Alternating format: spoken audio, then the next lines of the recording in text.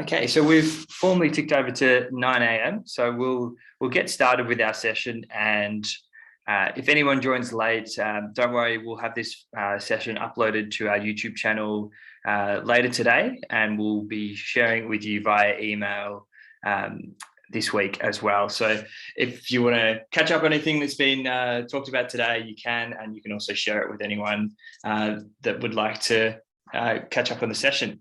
So first of all, welcome to today's webinar. My name's Sam Kingsley, and I'm the head of STEM Education and Assistive Technology here at the Brainary. And I'm really excited to be able to welcome James Brinton again for another webinar.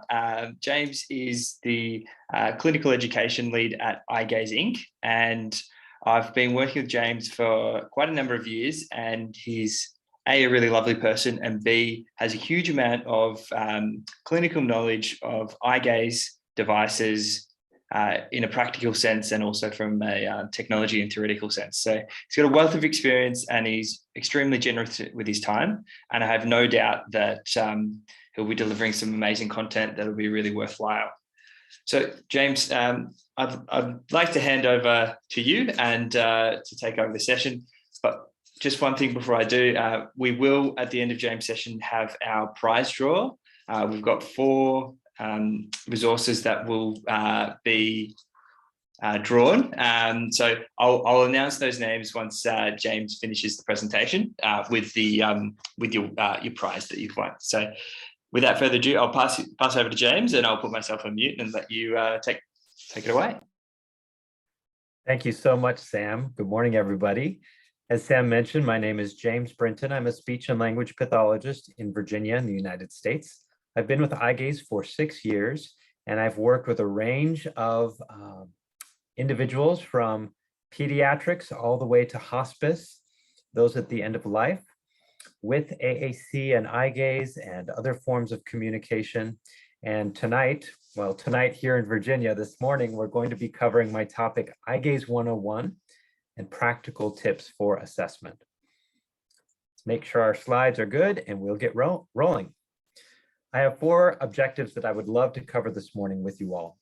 First, I'd like to explain what's called the Pupil Center Corneal Reflection Method of eye tracking. That phrase is a mouthful, but it is a foundational principle to understanding how eye gaze communication works. So we're going to cover that. We're going to list and show and discuss some of the physiological eye issues that can impact successful eye gaze communication and how they can be overcome.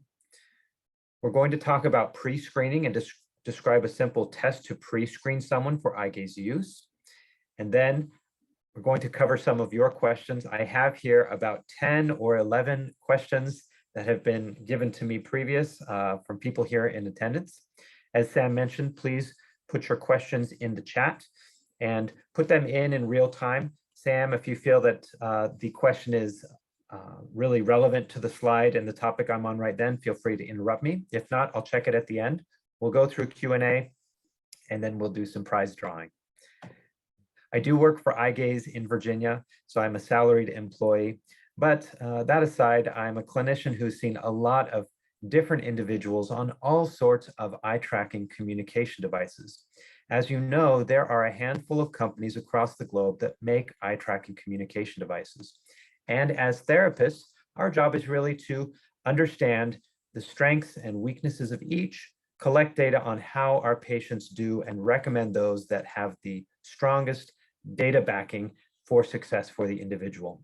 Eyegaze, we started in 1988 in making eye trackers and applying it to the disability market. We were the first company that paired an eye tracker with an on-screen QWERTY keyboard, and we've come a long way since then. Anyway, tonight I'd like to keep the topic more general and talk more about eye gaze as an access method rather than specifically about the device I have over my shoulder is called the Eyegaze Edge.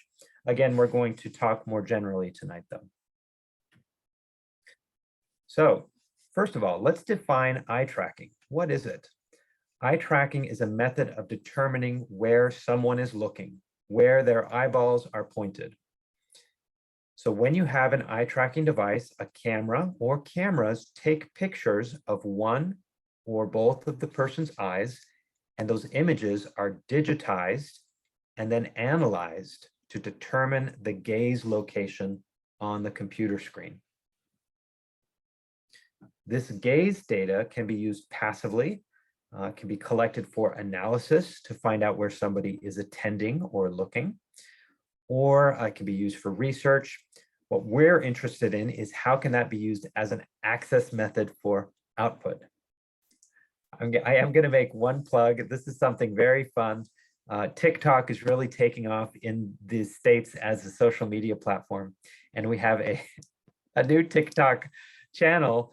And we're really, it's the point of it is to have fun. So we're showing different popular commercials and pieces of artwork and tracking where people are attending and where they're looking.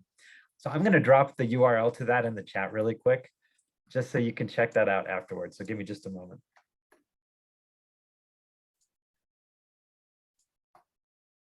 All right, we got to have fun sometimes, right? All right, resume share. Let's get this back up. Okay, there we go. That should be in the chat. All right, here's an illustration of what eye tracking looks like. Now we have superimposed a fake line here. So let's break this down.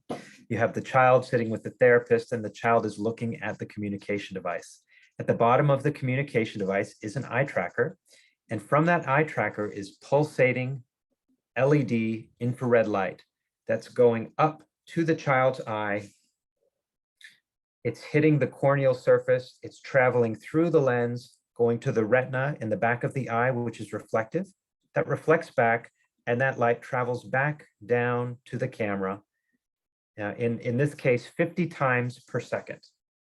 So there's a beam of infrared light being pulsed up at the eye, and every pulse is accompanied by a picture taken by that camera. So this camera here is taking 50 pictures per second with 50 pulses of light, infrared light, up at the eye, all while that child's eye is looking at the screen and the camera are in a fixed position. What you see here is an invisible triangle that is made.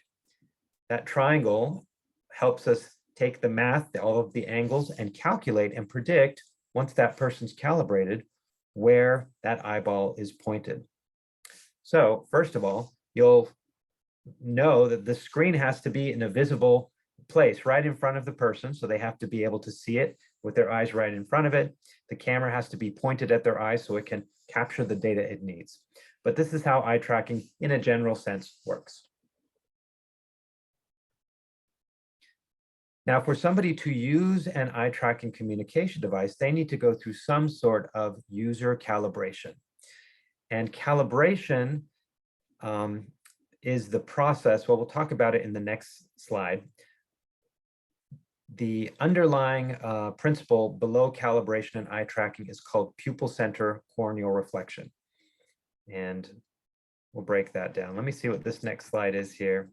Yeah. All right, so let's talk a little bit more about calibration. Calibration is the process of mapping the radius of curvature of the person's cornea or corneas. A lot of us assume that eyeballs are round like a glass marble, when in fact they aren't. Our cornea has slightly a cone shape and can be irregularly shaped. In my case, I have an astigmatism. Many people do. Some people have some sort of eye condition where their cornea is oddly shaped. So an eye tracker has to map the corneal shape to understand when that eyeball is pointed around, there's going to be light reflecting off it. So the eye tracker has to understand the shape of that person's cornea. How does it do that? Through the pupil center corneal reflection method. So let's break down that term. Here is an image of a human eye. So at the very perimeter of this image, we have their upper eyelid on the side, the lower eyelid on the bottom. We have the eyeball, the iris, the pupil, which is lit up. So here in this image, first we need to find the pupil center, and you'll see that there's a dot right in the center of the pupil. That's from the software that comes out of this camera. And then next, there's a a glint spot of light on the cornea. You'll notice on the bottom perimeter of that pupil, there's a small point of light. That's where the infrared light has entered the eye. And because the cornea is wet, part of that light is reflected back. So the light goes in, reflects off the retina, which lights up like a full moon and travels back down to the camera. During this process, the camera can collect those two light points on this eye image. So as that eyeball moves around, looking at different things on the screen, those 2 points of light will change in relationship to each other, and the camera can predict, based on the math, where that eyeball is pointed. So it's really as simple as the image of the eye. We've got the image, we've got the 2 points of light that eye tracker is diligently tracking at all times.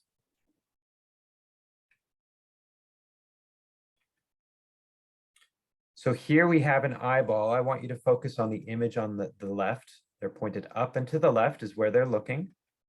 Here, the person is looking up and to the right. You see that those 2 points of light have changed position in relationship to each other. And then the lower image on the left, they're looking down right at the camera, and those 2 points of light are almost on top of each other. They're right next to each other. So if the camera can see those 2 points of light, it can predict where that eyeball is pointed. So whether we're working with an adult or a child, we have to set up the environment, the device, their positioning, so the camera can see the data that it needs to make those predictions. Now that's part of the tricky part. We'll talk a little bit about positioning and such with the great questions you supplied. I'd like to show this brief video of saccadic eye movements. The human eye moves in rapid movements called saccades, and on average, we move our eyes about 3 times per second during the daytime. Even at night, when we're in rapid REM sleep, our eyes are moving. So we have ocular motor muscles that are moving our eyeballs in the sockets. Our eyes are precise when they move, and they're rapid when they move. And our eyeballs move together. They focus on one point and move together in the typical eyeball. Here's an example of a calibration screen. Now, eye tracking devices out there have different settings where you can choose how many calibration points, how big are they, what do they look like? Because some people, we can sit down and have you calibrate with 9 points just fine. Other people find that a little challenging. So we can manipulate the calibration settings to get that person in past calibration and into communicating or playing a game with success. All right, so we talked about this. We're mapping that curve of that eye. You may have never thought before, but your cornea is totally unique to you, just like our fingerprints are on our hands. So your shape of your eye is going to be different than mine. So when you sit down at an eye gaze system, you're going to need to calibrate first. So your calibration probably will not work for me very well. We firmly believe as a company and as a speech therapist, I've seen hundreds of eye tracking eye gaze communicators.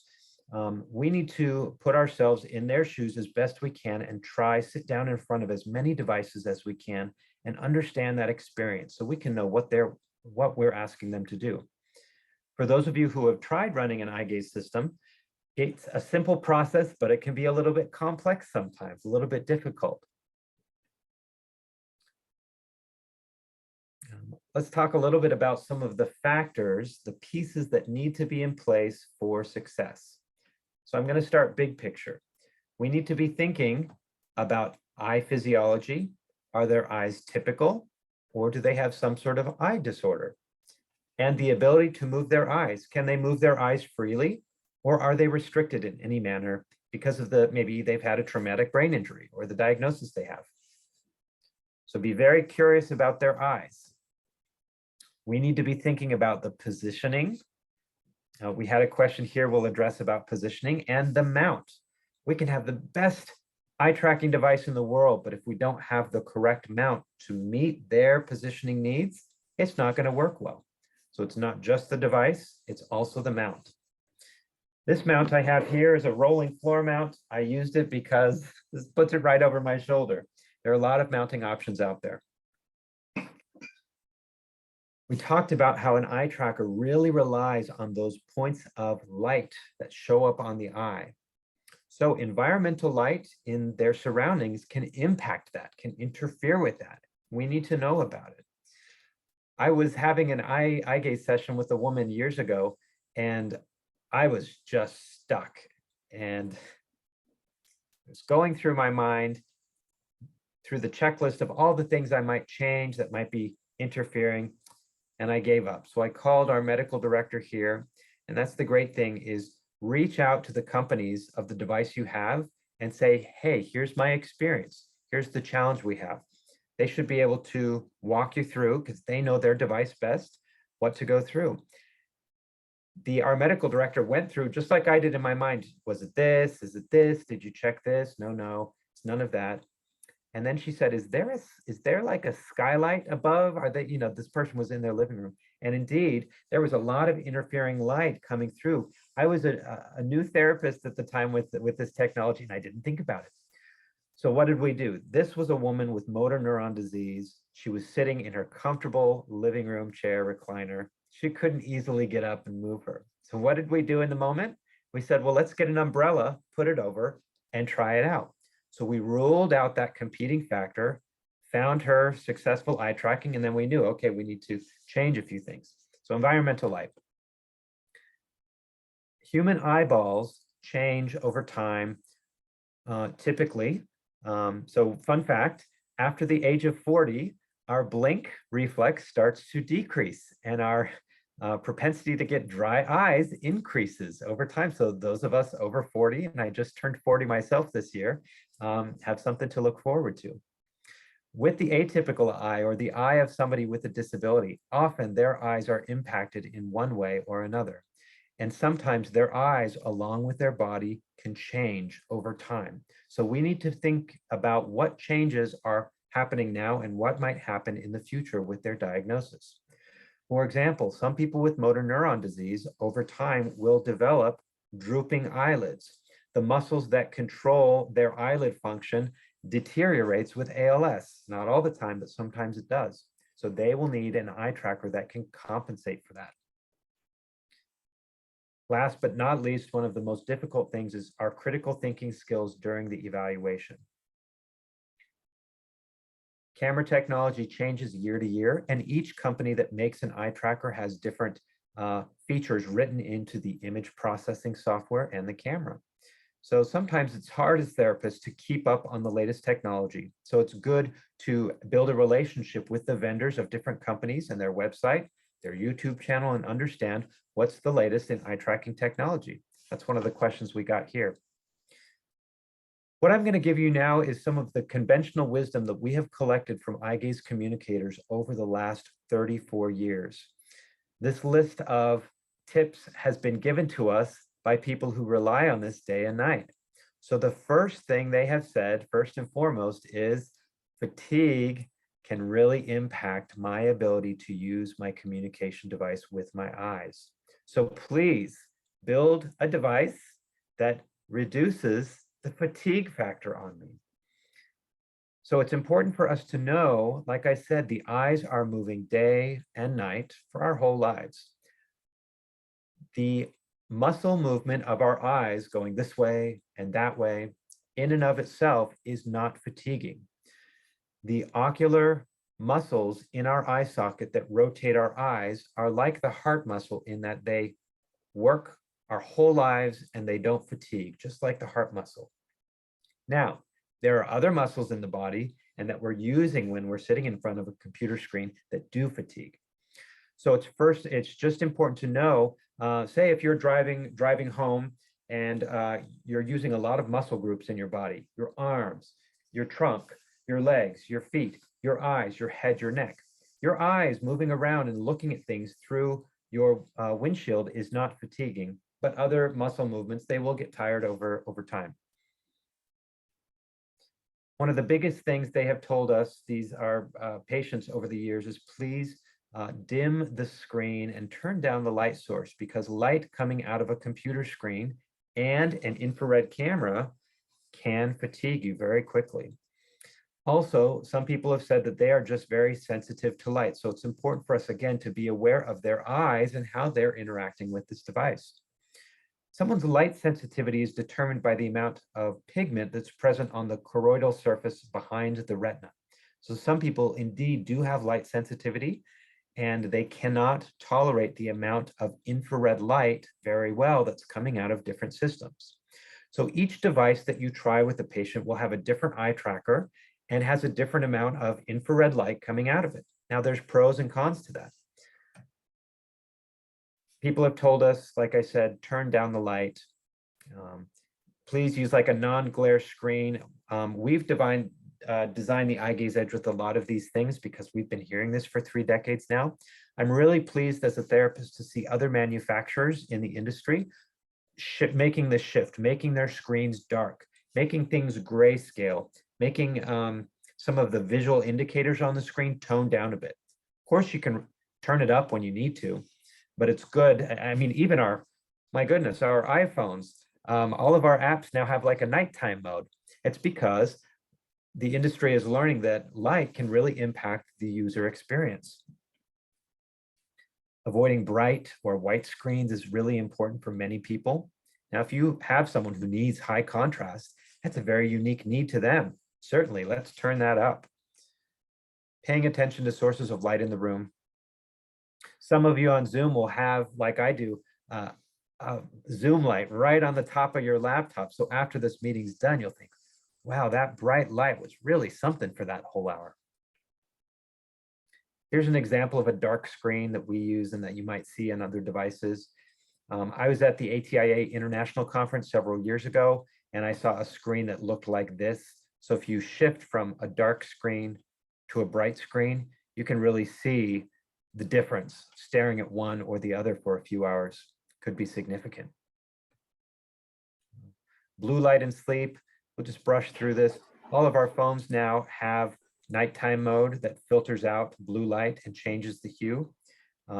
It's important to know that if someone is using this at night before going to bed, that might impact them. So find a software that can turn that down out of the computer tablet. All right. Woo, we've covered a lot. We take a drink, and if you have any questions relevant to what we've covered so far, please drop it in the chat. Then we'll move on to infrared light and its effects in just a moment. All right. Infrared light. Like I mentioned, all eye tracking devices on the market pulse infrared light from the camera into the user's face and eyes. When we have infrared light, first of all, we need to know that infrared light is a heat producing light. So you may not know this. If you look up how a toaster works, a toaster, you put the bread in and press the button down, and you see the coils inside turn a bright orange, and the toast dries out and it turns kind of crusty brown, and then it's ready to eat. Toasters use infrared light, so they have such a high amount of infrared light that it dries the bread and it toasts the bread. So if you have enough infrared light, you can really, really heat something up. Now, eye tracking devices don't have that much light where they could cook a piece of bread into toast, but it's important to know that more infrared light has an impact on the eye. I'm going to check the chat really quick. Quick question. Does the eye tracker refer to one eye only or take information from both?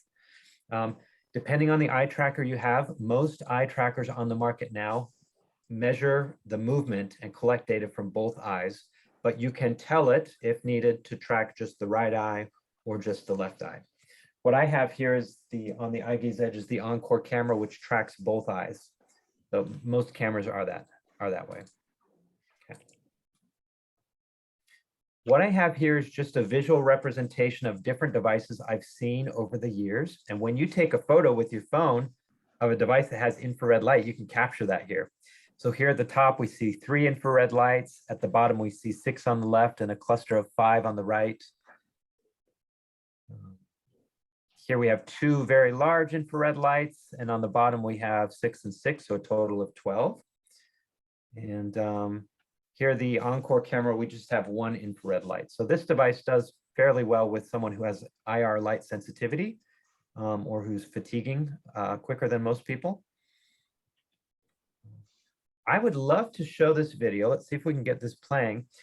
Infrared light is in a lot of devices, including we have an iPhone here, and I'll go ahead and play this. Let's just make sure this is working.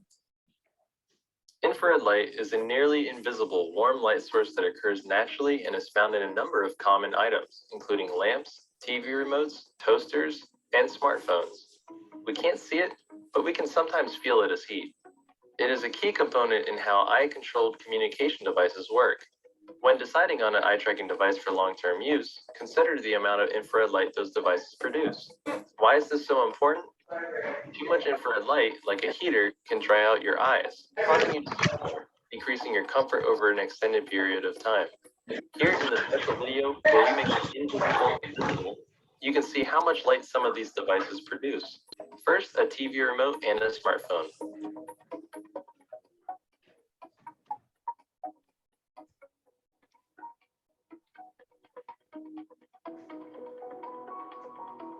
Next, here are 3 eye-controlled communication devices.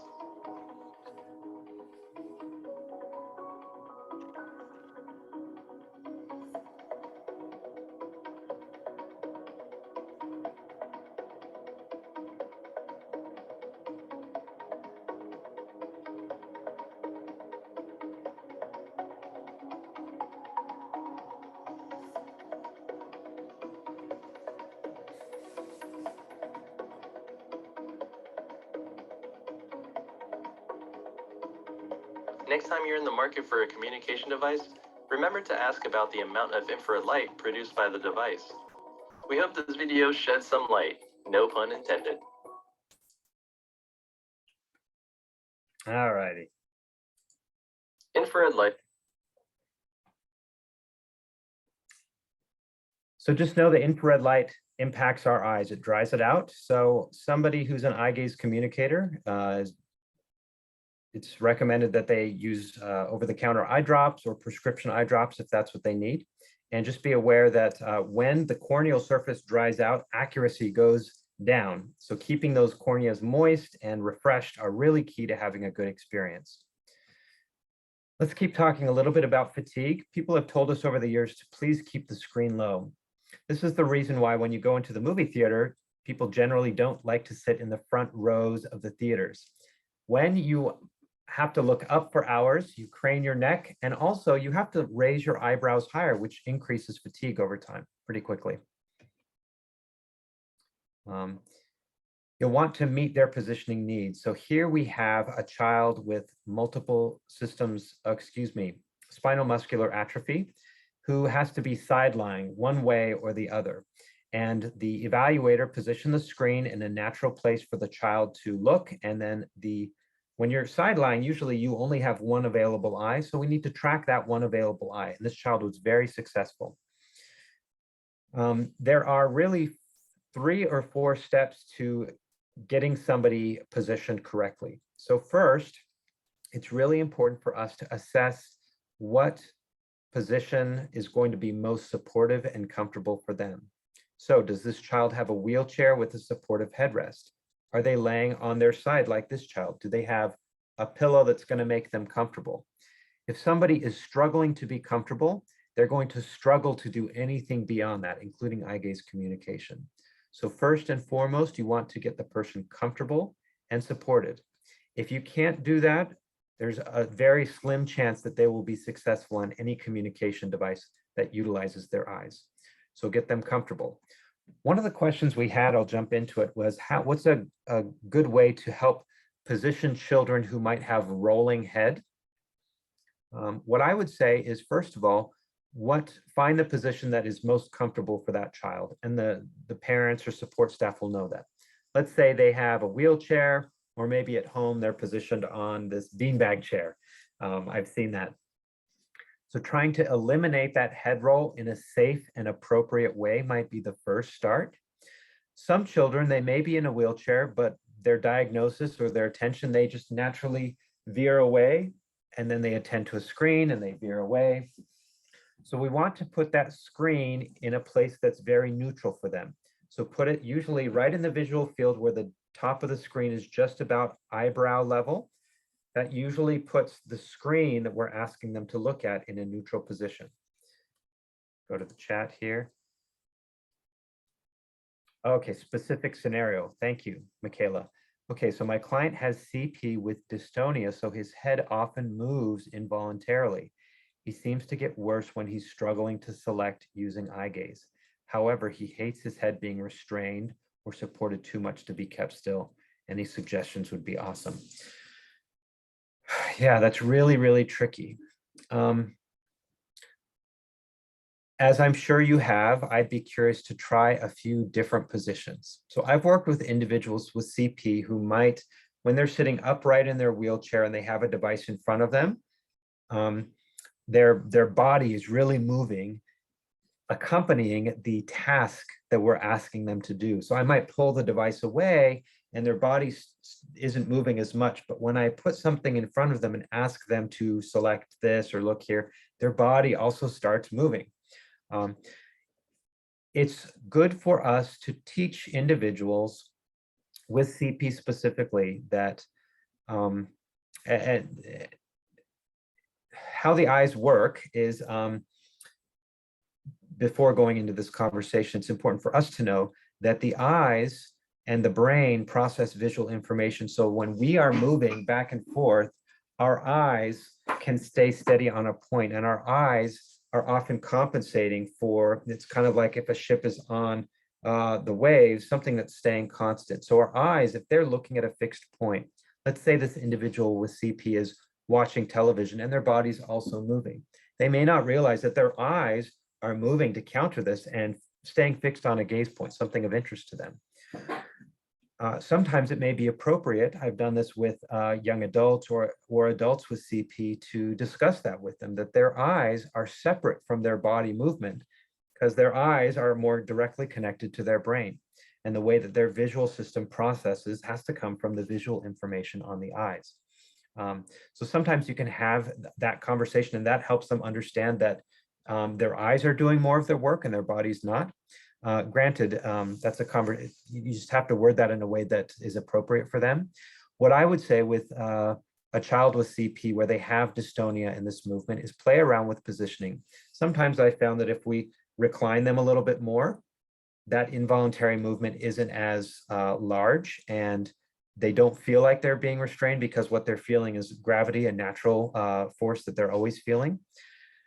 What I would say too is find the best central position, and as they move around, if they can come to this central position, if they're using an eye tracker that has good recovery, and recovery is when the eyes leave the image and then come back, can that eye tracker pick up where the eyes leaving and coming back? So it might be good to play around with different eye trackers. Say if you're trying one specific eye tracker that you're having a hard time with, try a different eye tracker, because different eye trackers have different better or worse strengths in recovery. Okay. I can definitely have a play around with positioning and eye trackers. Good. All right, let's keep going. Just looking at the time here.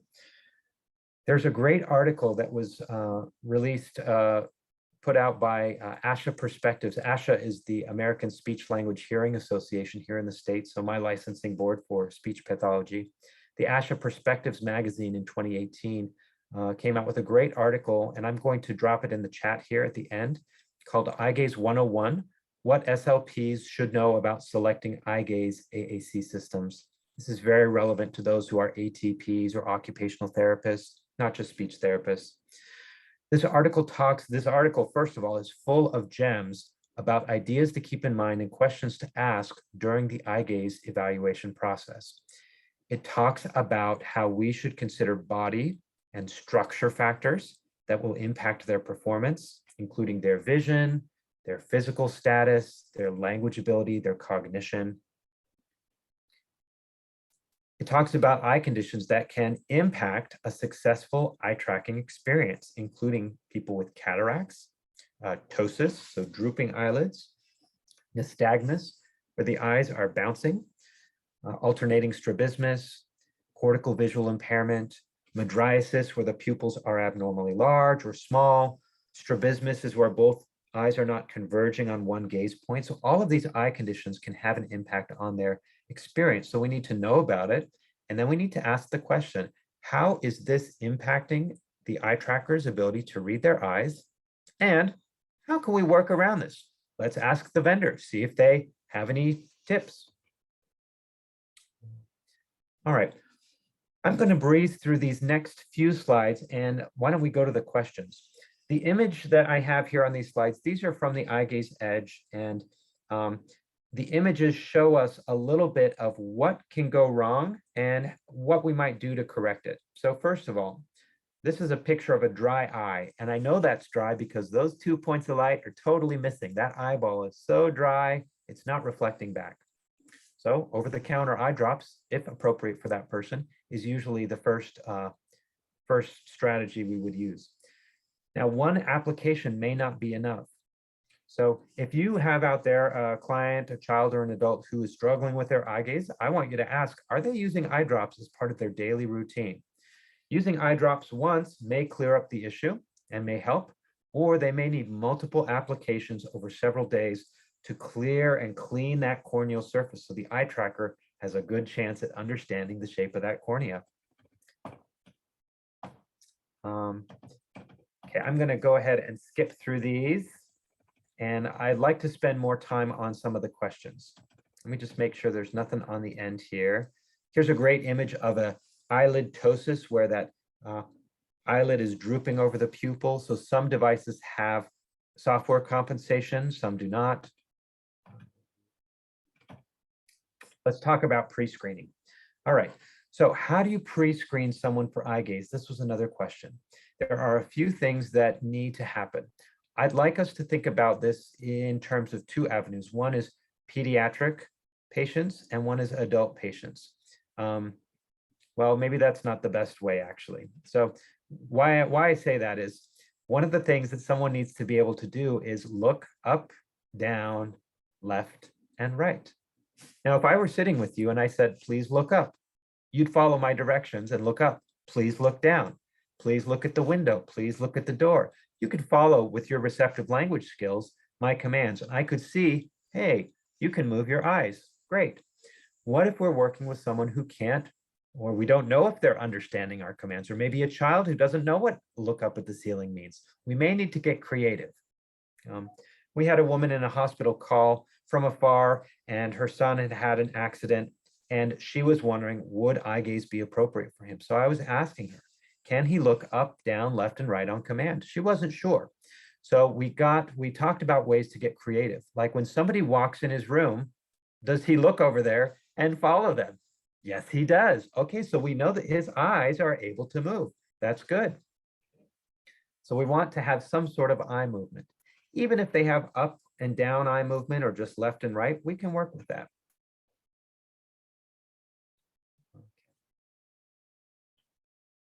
Why don't we jump into some of the questions here? So feel free to drop questions in the chat, and then I'm going to cover some of these questions here. Let me stop sharing my screen really quickly. Here we go. Sorry, James, should we take a quick break and do our prize draw and then move on to questions? Oh, that would be great.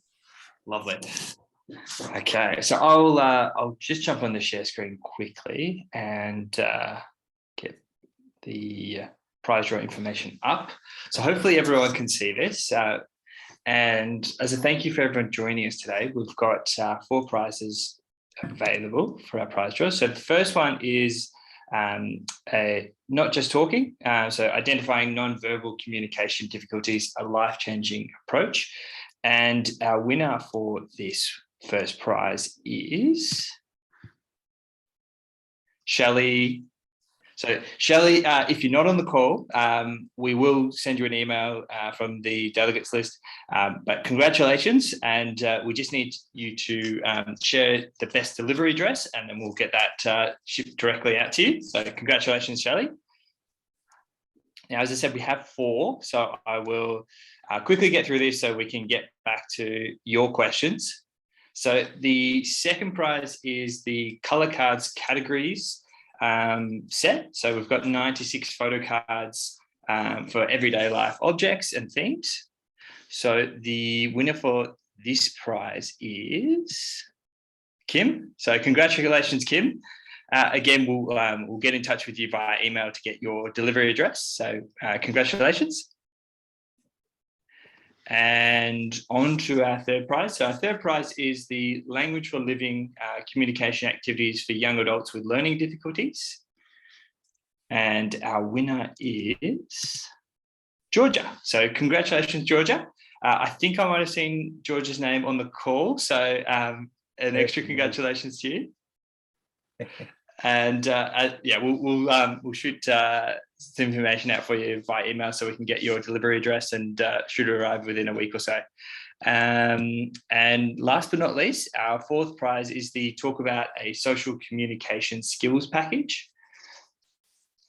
And our winner is Medha. So Medha, I'm not sure if I saw your name on the call, but if you are, congratulations. If you're not, we'll send that out to you as well. So a big thank you to our partner, Taylor and Francis, who donated these books for the prize.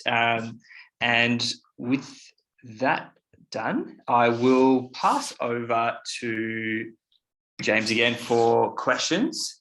And if you would like to ask a question, you're welcome to pop it in the chat. And if you'd like to have a chat to us, you're also welcome to unmute yourself and ask some questions too. We just want to, if you are going to unmute yourself, we just want to make sure that we're not talking over each other. But James, I know you got some questions from everyone who submitted them, so I'll let you kick off with those. Okay, wonderful. I just dropped 3 resources in the chat. The first is the Eyegaze 101 ASHA Perspectives article. Have a look over that. It is full of good eye gaze information. The second 2 address one of the questions, which was what skills should be in place to use an eye gaze device as an access method.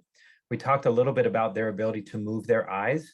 And for our adults, often they need to have some sort of demonstration of receptive language, like when we ask them yes or no questions, are they answering us? Granted, we have someone who may have a traumatic brain injury and they're approaching that, but we're not sure. The resource that I put in the chat talks about the steps of, and it's actually from a center in Australia. It's a great resource. We use it here. It talks about the hierarchy of skills needed for eye gaze access. So first of all, somebody needs to be able to tolerate a screen in their face. Sometimes that's the first challenge to overcome. And then they can move on to experimental learning. They can explore with their eyes and see what happens. They can make something happen by choosing, often we will start with a game or a cause and effect, just an errorless learning activity where they're just exploring with their eyes. Then they move on to the 3 skills of targeting a button, dwelling on a button, and then selecting something. Then from errorless learning, we move on to choosing something deliberately, choosing correctly, and then moving on to independence. What I'm going to do is show an example. Oh, Sam, if you could stop sharing there, and I'll share my screen again of my Eyegaze Edge. Thank you. All right, so let's go ahead and share that.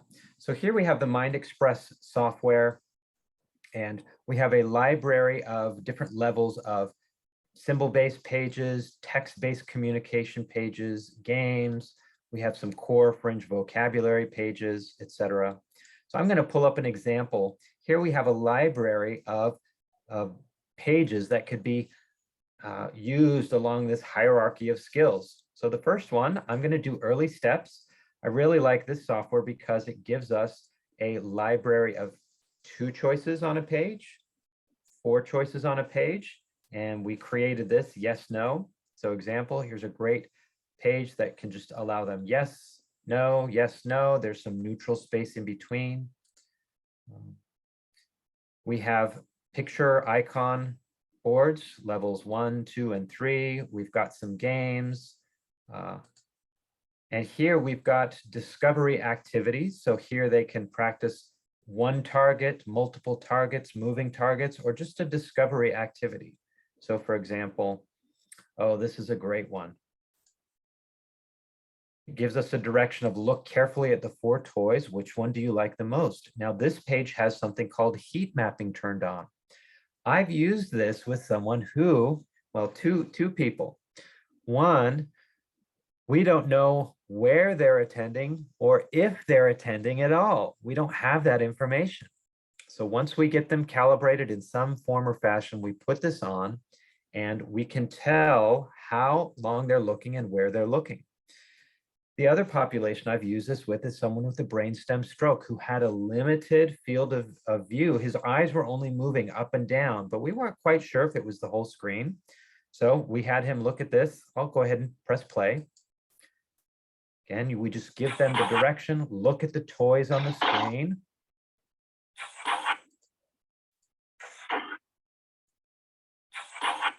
Okay, and you could see where I clicked my mouse, we have this gaze information, which is very valuable for certain people. So that's just one example of a very simple activity that could help us measure where they're looking. Let me go back. Okay, let me see if any of the other questions can be addressed here on the screen.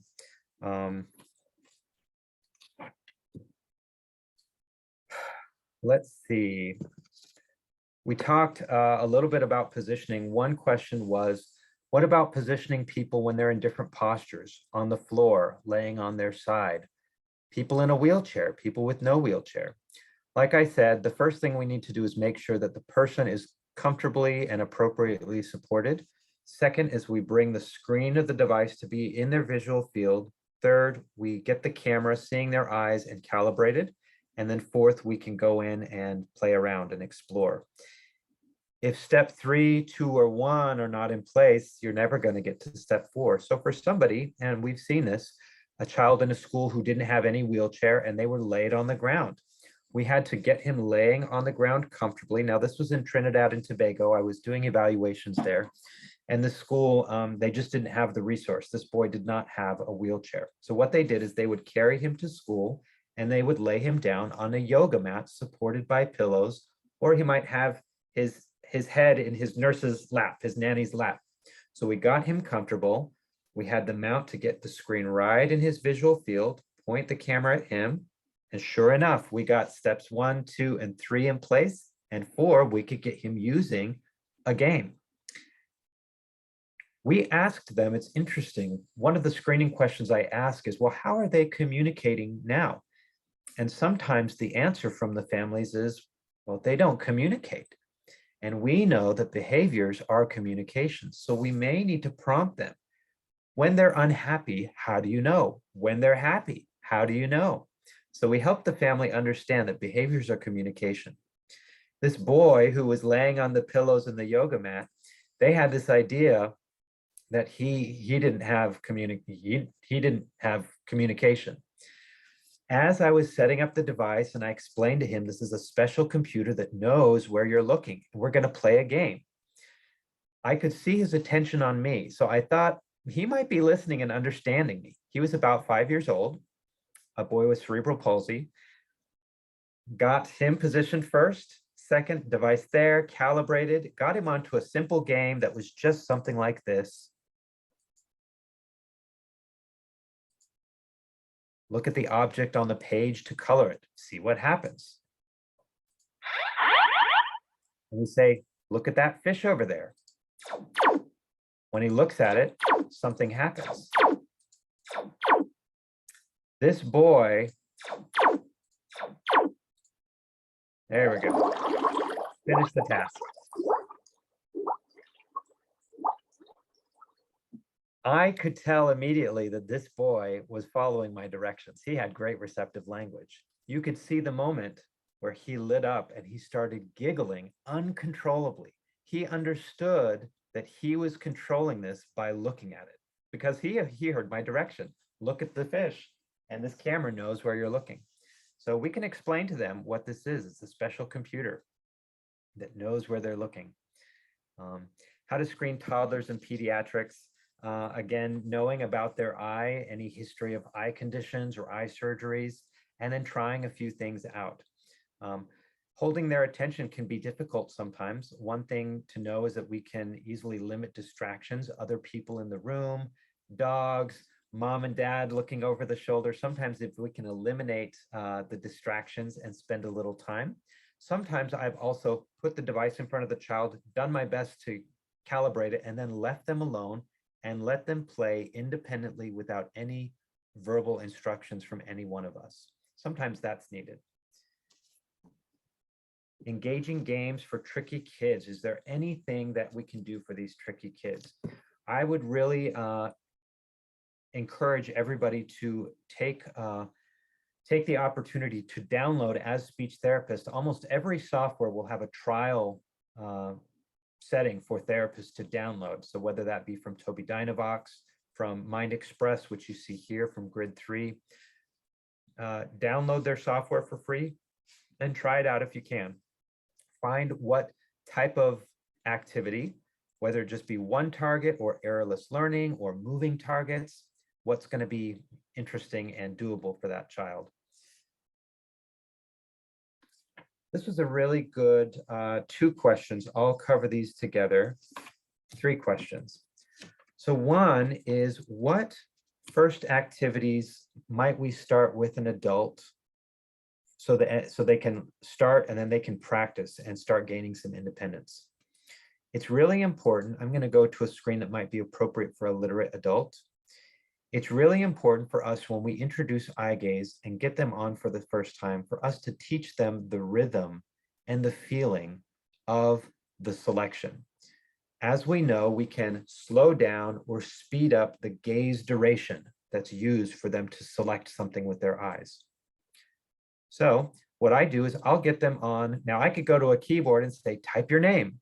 That might be too difficult at first. They may be able to do it just fine. I had a demo today where I said, okay, you calibrated. I'm going to put you on here. I'd like you to start on the letter A and go across the whole A row. Just practice. It's like I'm sitting you down at a piano and I'm having you play a scale for the first time. I'm not putting a piece of music in front of you. That would be too difficult. So he went across and I said, now this is muted right now for the purpose of Zoom. I have an auditory click turned on. So every time you look at a letter, it goes click, click. And I cued him. I said, listen for that click, and then you know you can move on. So he started feeling the rhythm. Sometimes you can tap them on the shoulder, just like we do with our children in music class. Feel that rhythm here, and just know that there's no mistake. You got to get in just like the metronome. After he did a row successfully, I said, okay, let's try your name. I gave him a little cue. His name was Jason, J-A, and then I faded my cues. I saw that he finished S-O-N by himself. So I think allowing people to practice their scales is really important, and letting them know it's okay to make mistakes and you don't need to go back all the time and hit the backspace and get frustrated. Give yourself permission to make mistakes. You can put them on a phrase board that has larger targets. Sometimes that's easier. So smaller buttons might be a little more difficult. So we say, well, let's go through. Awful. Great. All right, so my sound is on. So just go across row 1, row 2, select a different category. OMG. No way. So I find that those kind of scale practicing activities are good for adults, as well as if there are games, choosing 2 or 3 games that might be fairly simple. So I'll give you 2 examples. One is Battleship. If we start Battleship, we'll see that there's a lot of visual information. So we've got this up here, we've got buttons down here, versus something like, let's go.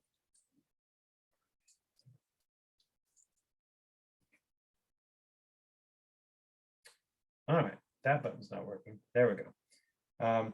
Something like 4 in a row that just has not as many button choices. So we just have, select a row and you drop your checker. At what point should eye tracking be introduced for someone with a progressive diagnosis? We're talking about motor neuron disease. For example, we use, as speech pathologists here, we track their speaking rate. So when their speaking rate hits 125 words per minute, often that's a strong indicator that they're going to be losing their speech in the near future. So we use that as a mark. Once their speed slows down to 125 words per minute or slower, we'll initiate that process. Now, what if you're someone who, I was working with a young woman who has spinal muscular atrophy, and she got sick with COVID. So she's had a significant respiration change. Now she's recovered from COVID, but her body is still not back to 100% to where it was. So before getting sick, she could speak just fine, but now she can speak sometimes and her volume has changed. And that is because her respiratory status is fluctuating day to day. So just understanding how this person's respiration is changing, their mobility in their arms. And when you see that shifting to the point where they can't communicate functionally in the morning, in the afternoon, and at night, then that's probably good to start moving towards eye gaze. Some people are wondering, should I use a head mouse or eye gaze? And it's good to try both, but also know that the diagnosis, like if you have a diagnosis of Duchenne's muscular dystrophy that might continue to change your body, moving your head and your neck with a head mouse might be fatiguing, and eye gaze just might be quicker and more efficient. And if your body's going to be changing in the future, it might just be good to move to eye gaze. And another question was, how long does training take? Well, we can set up someone and train them in a couple hours, but it's important to know that when someone gets a speech generating device, this is a new system and sometimes a new language they need to be learning. So ongoing support from a home health therapist or outpatient therapy is really critical to have someone have long-term success.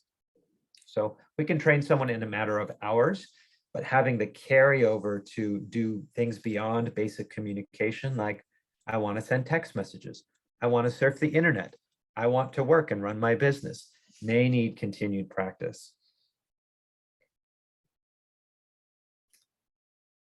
All right, there's so much that we might want to cover because we're seeing pediatric patients, adults. We could only cover so much tonight, and we did cover a lot tonight. What I was hoping to do was give you a foundational understanding of how eye tracking works and get your mind on some of these questions that we need to ask to know what can interfere with successful eye tracking. All right, so that said, what other questions would you like to talk about? I'll give you a moment to put it in the chat. Sam, I see you popped back up there.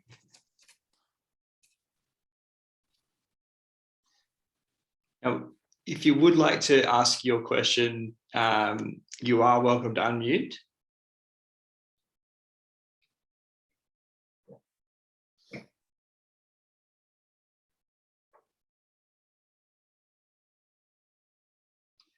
It seems like you've given a very thorough explanation, James. I'm surprised we don't have more questions.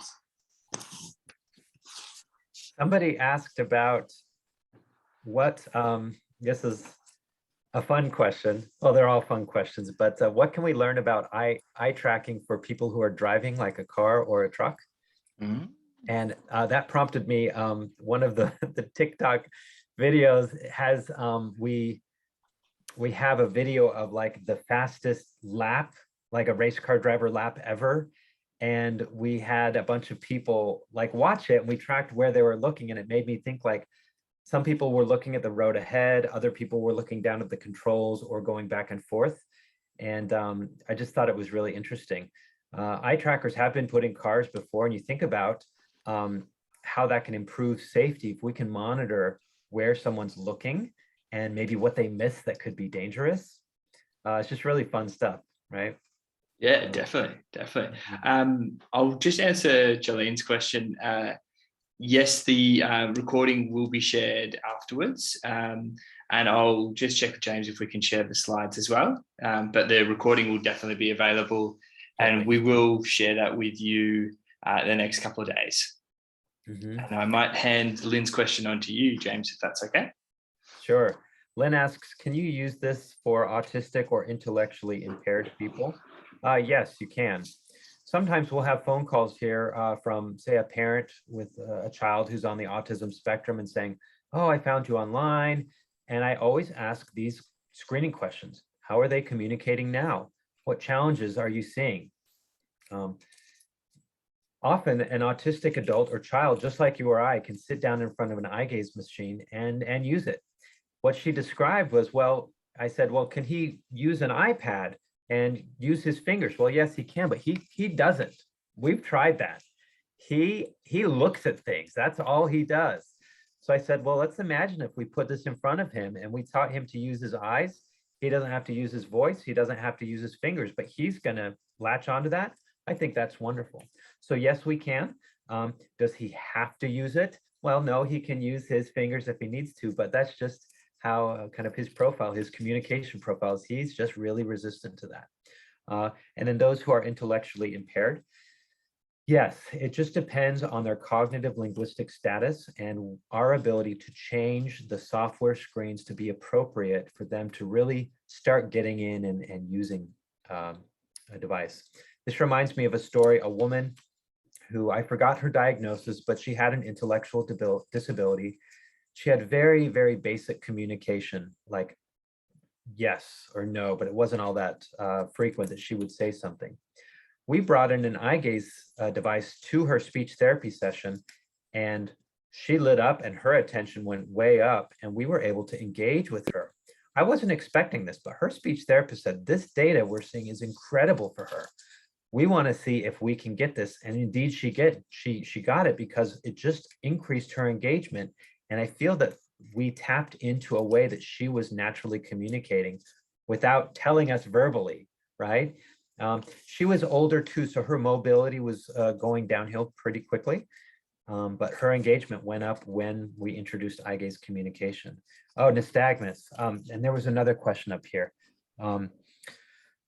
All right, so nystagmus, we think about the eyes are moving like this fairly rapidly. Nystagmus, we want to see how rapid is it.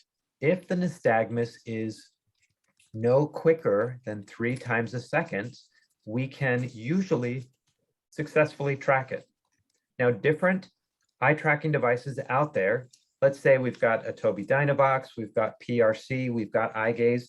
The person with nystagmus may have a very vastly different experience. I found that this device particularly does very well with nystagmus with some of the software accommodations we can tweak, but it's no guarantee.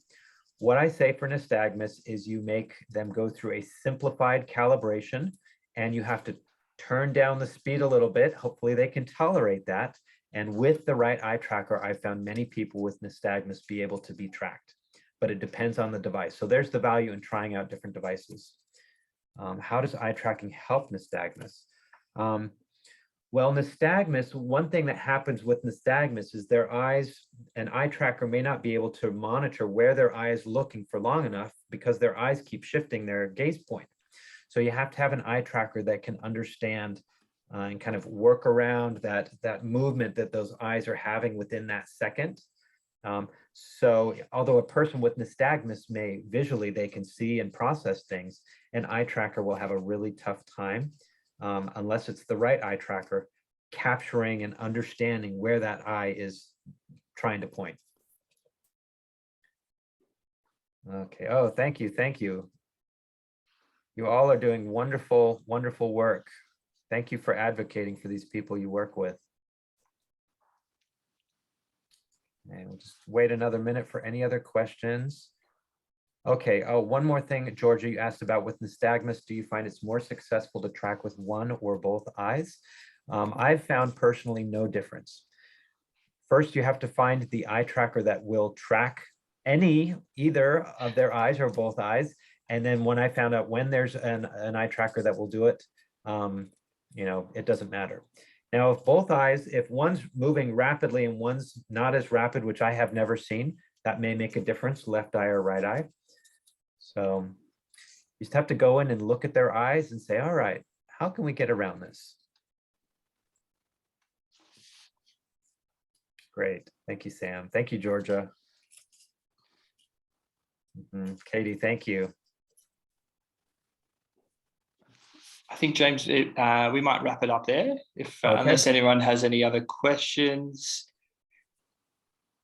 I'll take that as a no. But if you do have any questions that you think of afterwards, when we do send through the recording link, you're more than welcome to respond back and let us know what those questions are, and we'll put them to James if we don't have the answers, and we'll come back to you with an answer either way.